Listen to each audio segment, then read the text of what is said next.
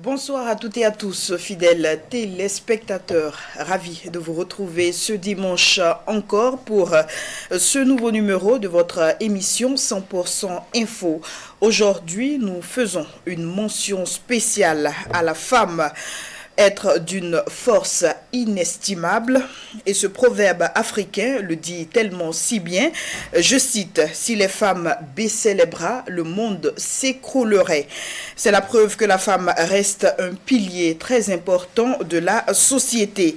Mais avant d'en arriver à ce sujet, nous allons parler, fidèles téléspectateurs, de l'actualité marquée mardi dernier par le sommet de l'initiative d'Accra qui s'est tenu dans la capitale ghanéenne. Cette rencontre a réuni les dirigeants et chefs de gouvernement de 7 pays membres de l'initiative et a abouti à la mise en place d'une force multinationale de près de 2000 hommes pour repousser l'avancée des groupes radicaux vers le golfe de Guinée. Nous évoquons ce sujet avec deux acteurs de la société civile. À ma gauche, je reçois Amadou Diallo. Il est membre de la coalition Burkina Oroya. Bonsoir. Bonsoir. Nous disons également bonsoir à Ali Diasso. Il est membre du mouvement d'unification nationale pour le départ de la France. Bonsoir et bienvenue. Bonsoir. Alors, lancé en 2017 par les pays membres du Golfe de Guinée et le Burkina, l'initiative d'Accra vise à mutualiser les efforts pour lutter contre l'expansion du terrorisme. C'est en 2019 que le Mali et le Niger intègrent l'initiative en qualité d'observateurs. Ils seront rejoints par le Nigeria, toujours au poste d'observateur. Alors, la toute première question, elle est adressée à Ali Diasso. Est-ce qu'on a encore des risques de se retrouver face à une organisation qui réellement ne produit aucun résultat concret comme le G5 Sahel l'a été? Ok, merci beaucoup. Merci tous les téléspectateurs du Burkina Info. Merci pour tous les membres du mouvement d'unification nationale et toute la population du Burkina Faso qui nous écoute actuellement et sur la chaîne Burkina Info. Oui, la question elle est pertinente parce que actuellement le G5 Sahel a montré ses limites. Le G5 Sahel c'était un outil utilisé par l'Occident pour pouvoir mieux piller les pays africains, en particulier les pays du Sahel. Donc, quand vous dites ça, il faut émettre des réserves. Ils ont mené quand même des opérations conjointes qui ont produit quelques résultats. Bon, jusqu'à présent, nous n'avons pas eu ces preuves-là que le G5 Sahel a tué des terroristes ou bien à appréhender des terroristes. Parce qu'ils ils cherchaient des financements pour pouvoir mettre leurs forces conjointes qu'ils ont créées en 2017 en place. Et cette force conjointe n'a jamais marché parce que cette force conjointe, c'était des cérémonies. Ils n'ont pas pu faire des activités sur le terrain. Mais qu'est-ce qu'il fallait faire?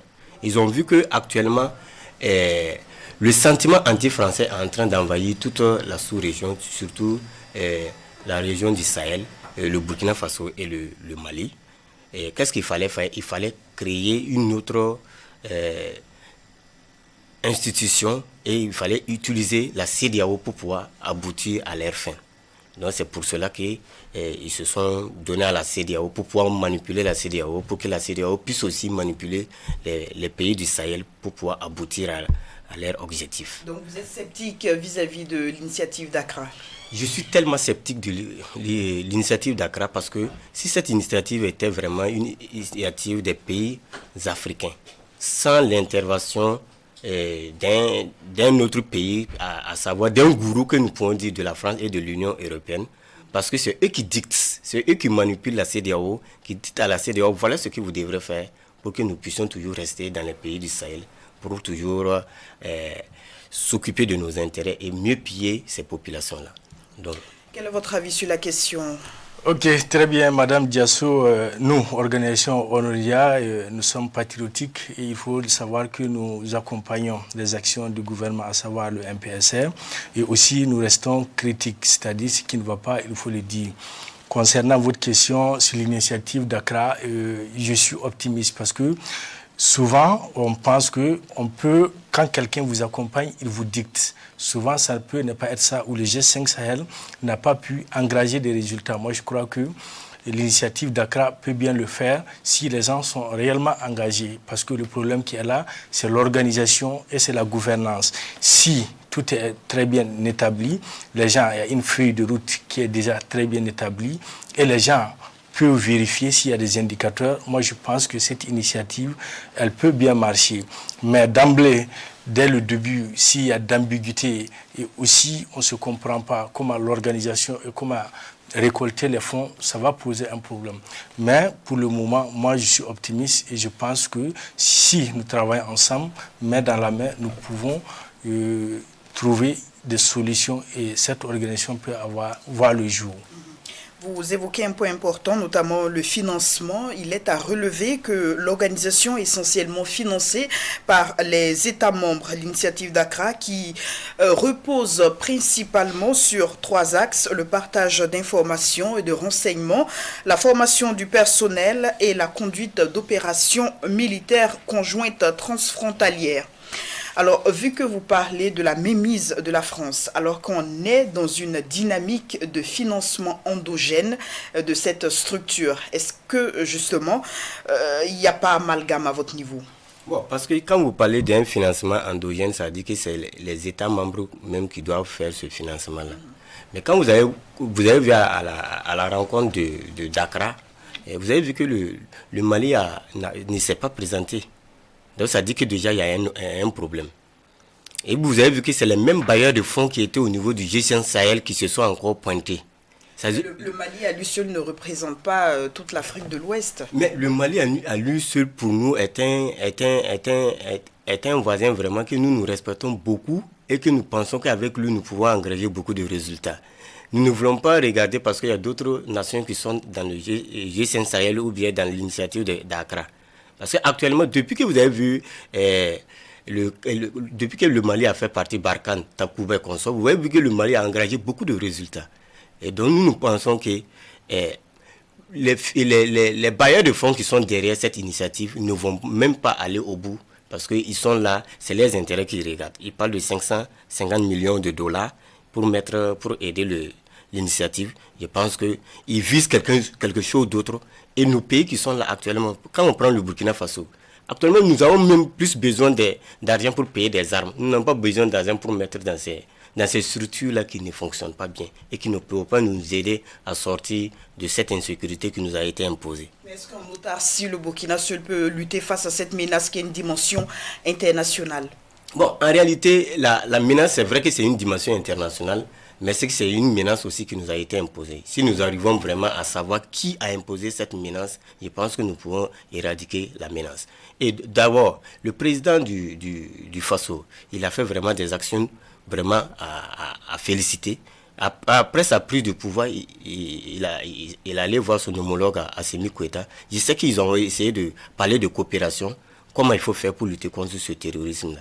Et comme le Mali a des résultats, je pense que si le président reste toujours dans cette lancée avec le Mali, nous pouvons toujours avoir des résultats. Mais contrairement à ce que vous dites, il y a d'autres rapports qui indiquent que depuis la présence de ce groupe Wagner au Mali, la sécurité s'est nettement dégradée. Bon, en fait, c'est ce que les gens disent. Hein. Ce sont des médias qui intoxiquent les différents réseaux sociaux. Sinon, le Mali même n'a jamais dit qu'il y a Wagner sur son territoire. Le Mali n'a jamais dit officiellement... Oui, je sais, mais oui, je sais. Le Mali n'a jamais dit officiellement qu'il y a Wagner sur son territoire. Et tous ceux qui disent que la sécurité n'est pas améliorée au Mali, ce sont des gens qui travaillent au sol de la France. Sinon, quand vous partez au Mali, et tout récemment j'y étais, je pense que la sécurité a vraiment amélioré dans ce pays-là. Voilà. Alors, je reviens à vous sur la question du financement. Est-ce que vous estimez que aller sur une base d'un financement endogène, c'est un point positif déjà pour la survie même, l'existence même de cette initiative? Oui, tout à fait. Moi, je ne suis pas dans l'optique des cavaliers seuls parce que déjà, l'initiative vraiment bien. Et si nous mettons main dans la main, nous pouvons arriver. Et quand on parle de financement endogène, c'est seulement trouver des lignes budgétaires sur lesquelles on peut souvent imposer. Parce que si vous voyez beaucoup d'organisations, et on peut même prendre le cas de l'Union européenne, souvent on peut taxer certains produits ou tout simplement des super profits. Nous avons des entrepreneurs et des entreprises qui engagent beaucoup de bénéfices. Pourquoi ne pas regarder ce côté-là? Et comme je le disais, il faut travailler dans la transparence. La transparence fait de telle sorte que quand la population a confiance à vous et quand vous dites qu'il faut cotiser, ou même les fonctionnaires du privé ou du public, si on peut, ils peuvent soutenir d'une manière ou d'une autre l'État ou l'organisation, ils vont le faire. Mais le souci est que souvent, c'est les dirigeants et l'organisation qui posent problème. Et souvent, les financements ou les ressources ne vont pas dans le sens où la population veut qu'elle aille. Donc c'est ça qui fait souvent que les gens sont réticents. Mais comme je l'ai dit, je suis très optimiste et je sais que si nous mettons main dans la main, nous pouvons y arriver. Et ce qui fait que nous sommes obligés, pour que cela arrive, nous avons vu, parce que le problème, c'était un peu le Mali, ça n'allait pas. Les autres pays, ils étaient assis, ils disent, bon, c'est le problème du Mali, nous, ça va. C'est arrivé au Burkina, au Niger, ça a commencé Togo, Bénin et autres. Et maintenant, ils ont dit, qu'est-ce qu'il faut faire? Avant que le pire n'arrive, qu'est-ce qu'il faut faire? Il faut s'asseoir sur une même table et dire que les pays qui sont touchés, elles ne seront pas seules. Nous aussi, ça arrive. Donc, il faut une force conjointe des soldats et voir comment financer le projet. Et aussi, si l'Union européenne ou qui d'autre peut aider, moi je crois que c'est salvateur. On ne peut pas dire que parce qu'un tel peut aider, on va l'écarter. Seulement, l'aide, vous devez dire, bon, voilà l'aide, vous nous donnez, mais vous n'avez pas à dire qu'est-ce qu'on doit faire de cette aide. C'est mon point de vue. D'accord, votre point de vue est bien noté, mais la présence du président du Conseil européen, pour beaucoup, comme Ali Diasso, voit une sorte de mémise de l'Europe sur cette initiative-là. Est-ce que vous avez les mêmes craintes? Bon, je n'ai pas totalement les mêmes craintes parce que quand on le dit, l'Union européenne a beaucoup financé. Pas seulement dans ces organisations-là, mais quand on voit, il y a beaucoup d'ONG, il y a beaucoup de choses. C'est l'Union européenne parce que vous n'allez pas me dire dans les fonds des villages où il y a ces ONG qui sont financées par l'Union européenne qui aident les populations qui sont dans l'insécurité. Si on dit tout de suite qu'on va couper cela, ça ne va pas marcher. Et je l'ai très bien dit que même s'ils veulent aider, ils peuvent ne pas avoir une main mise. Et aussi, cela dépendra du quota qu'ils veulent donner. Mais moi, je souhaite que ces pays-là, eux-mêmes, ils mettent la main dans la poche. Ils doivent être sérieux pour le faire. Parce que quand on parle de l'Union européenne, c'est plusieurs pays. Et entre eux, ils cotisent. C'est pour ça qu'ils ont une force. Et nous aussi, si on est dans cette optique, nous pouvons avoir une force. Et à la longue, on peut ne pas dépendre de qui que ce soit. Alors, je reviens à vous. Vous militez pour le départ de la France, mais est-ce que vous êtes justement pour le renforcement du partenariat avec la Russie? Ça, c'est une question vraiment capitale que vous venez de me poser. Oui, bon, nous sommes... C'est uniquement le départ de la France. Nous sommes pour le renforcement des partenariats avec la Russie. Mais voilà. Pourquoi nous disons que nous sommes pour ce partenariat? Nous n'avons pas dit que nous voulons des soldats russes sur nos sols. Nous voulons que les Russes nous livrent des armes. Nous avons une armée efficace. Nous avons une armée valeureuse qui peut utiliser ces armes-là pour aller au bout de l'insécurité. Je voulais venir à une des questions. Et comme vous parlez de l'Union européenne. L'Union européenne, vous savez que les ONG que l'Union européenne nous octroie, ce ne sont pas des ONG vraiment qui viennent faire l'affaire du Burkina Faso. Ce sont des ONG qui viennent, c'est bien vrai qu'ils mettent l'activité qu'ils sont venus pour faire là en avance. Mais quand... C'est pas trop facile de critiquer comme ça lorsqu'on n'a pas de données. Nous ne critiquons pas.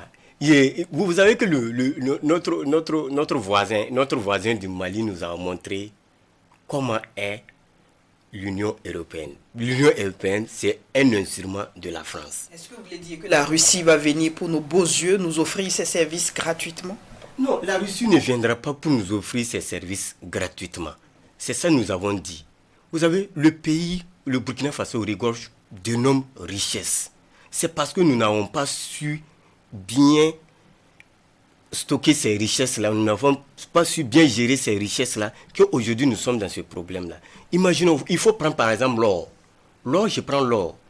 Par exemple, si nous, on avait pu stocker notre or aujourd'hui, tous les pays du monde là viendront s'agenouiller devant nous. La Russie vient. Nous disons à la Russie, nous avons un magasin de stock d'or. Il faut nous fournir ces matériels, ces logiciels d'armement. Et voilà, nous, on vous paye tant et tant. On garantit avec l'or et nous avons nos matériels. Mais qu'est-ce qui s'est passé? Notre colonisateur a vu l'affaire venir tôt. Il ne nous a pas laissé. Mais pourquoi ne pas renégocier ce partenariat gagnant-gagnant avec la France que de le laisser pour aller vers un autre partenaire dont on ignore réellement les intentions? La France n'est pas un pays où on peut négocier un partenariat gagnant-gagnant avec lui. Et la Russie, oui? La Russie, on peut le faire. La Russie, c'est un pays qui n'a jamais colonisé un autre pays. Mais la France nous a colonisés.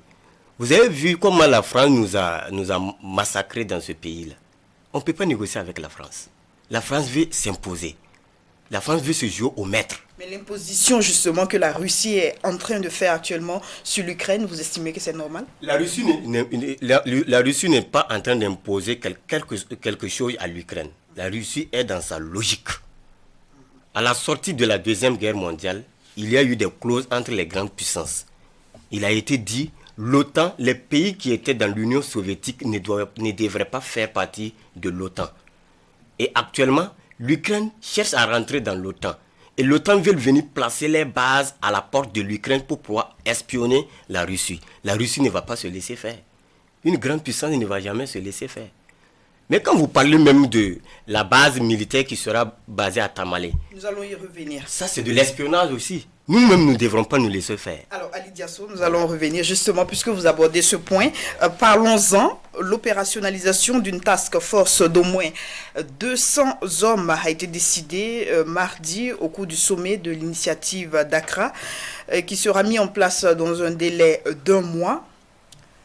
Effet d'annonce ou réelle volonté politique, selon vous? Bon, moi je pense que cette initiative-là, c'est effet d'annonce, ce n'est pas une réelle volonté politique. Et pourquoi vous êtes si sceptique? Parce que, si j'ai dit ça, parce que la CEDEAO a beaucoup montré ses limites.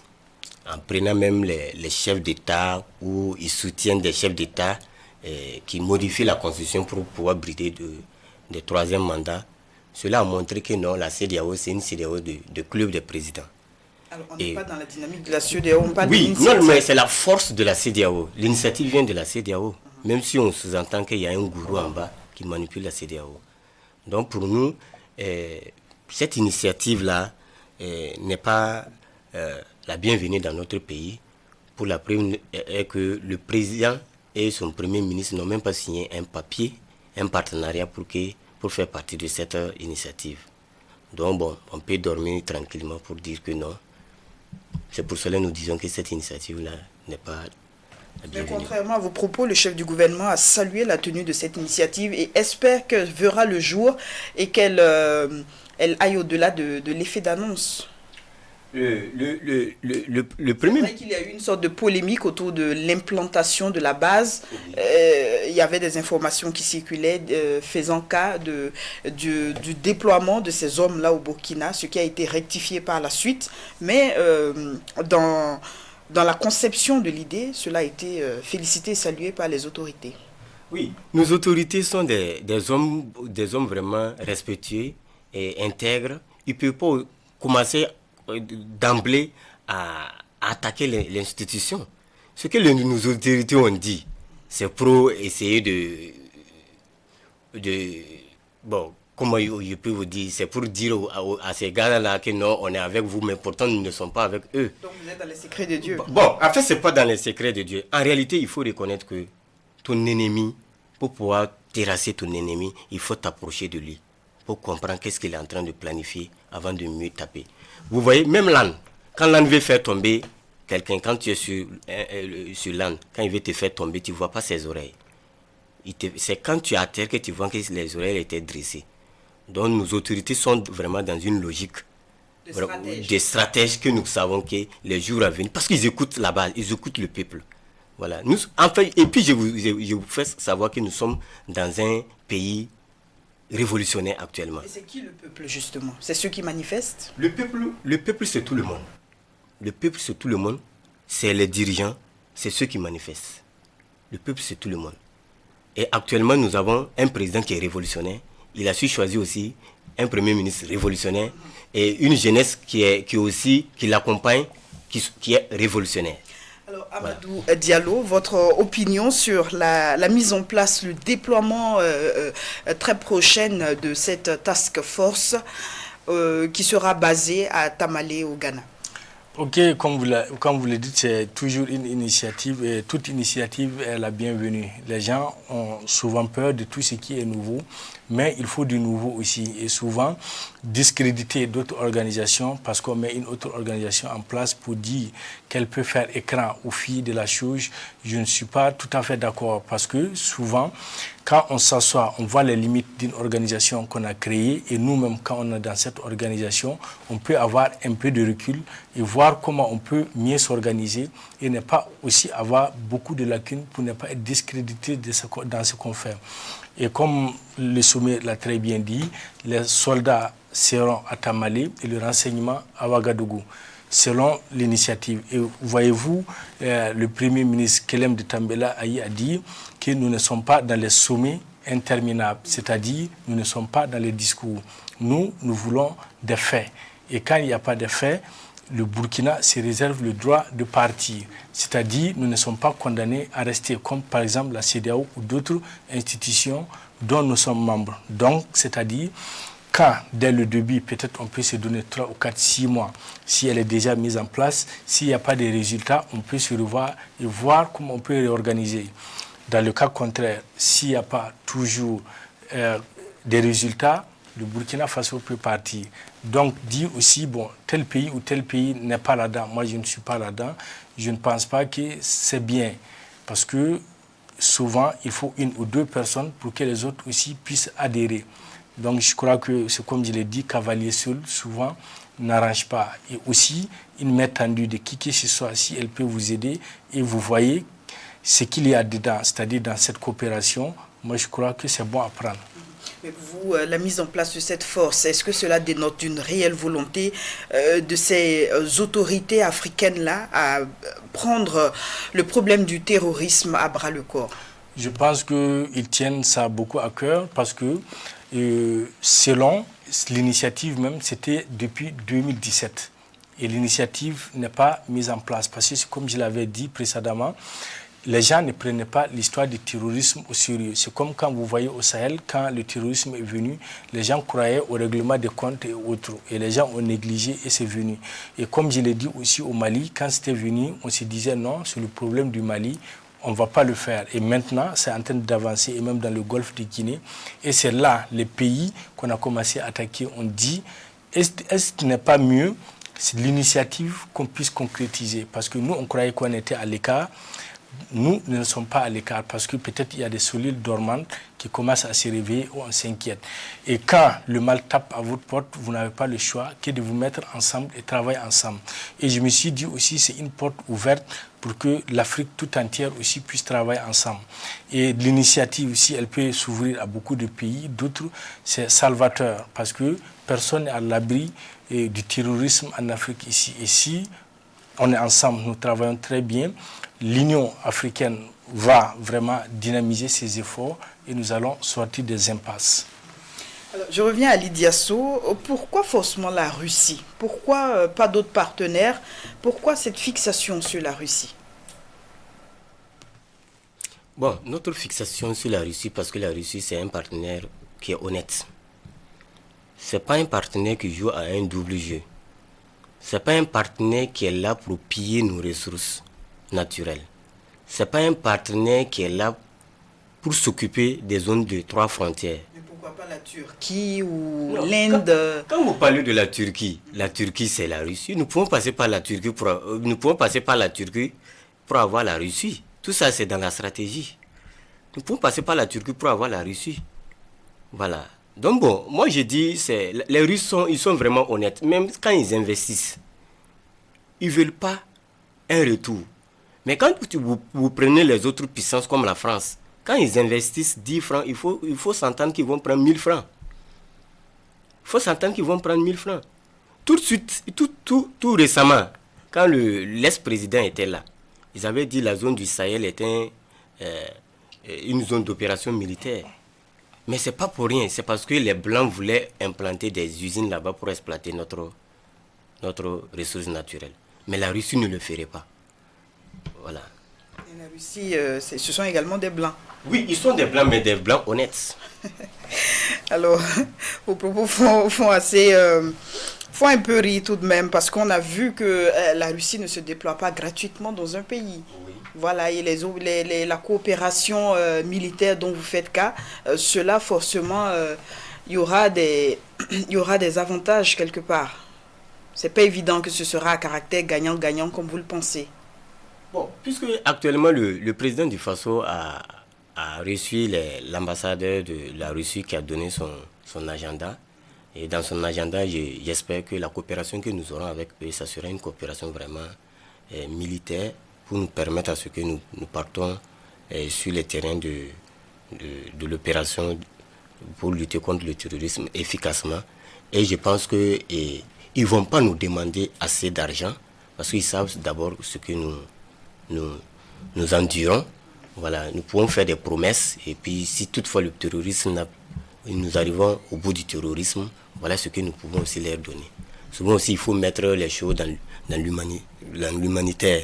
Voilà, parce que voir forcément le côté argent, je pense que ça limite beaucoup de choses.